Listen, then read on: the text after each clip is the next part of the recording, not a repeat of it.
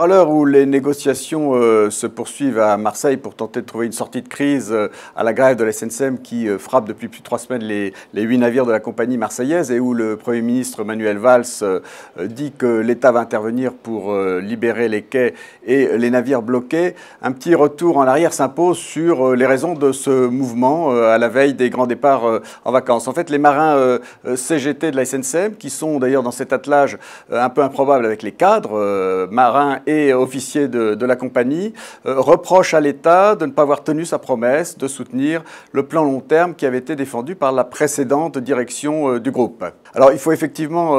se souvenir qu'avant que l'actionnaire principal de la SNCM Transdev débarque Marc Dufour, ce dernier avait fait adopter en conseil de surveillance un plan long terme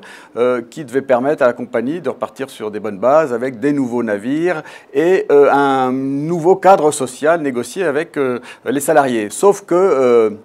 pèse sur cette compagnie une double amende infligée par Bruxelles de 440 millions d'euros d'aide d'État illégale et que dans ce contexte, très difficile évidemment de trouver les financements pour ces nouveaux navires et également un repreneur des parts que détient Transdev, filiale commune de Veolia et de la Caisse des dépôts et consignations et qui a d'ores et déjà fait savoir qu'il souhaitait quitter le navire, si j'ose dire.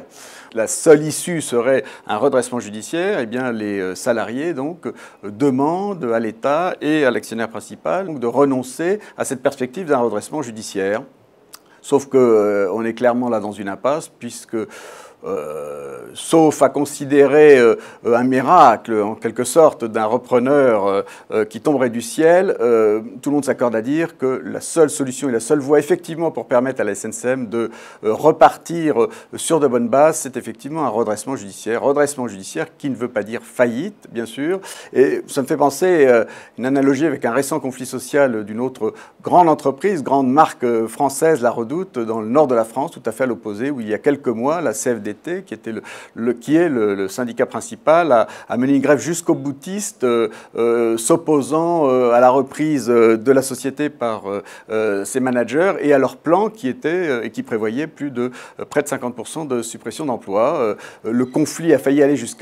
jusqu'au désastre, donc, puisqu'il était question d'un dépôt de bilan pur et simple. Et finalement, le leader historique de la CFDT à La Redoute a accepté de signer cet accord, a donc sauvé l'entreprise. Et c'est probablement ce que devront faire les responsables syndicaux de la SNCM s'ils veulent que cette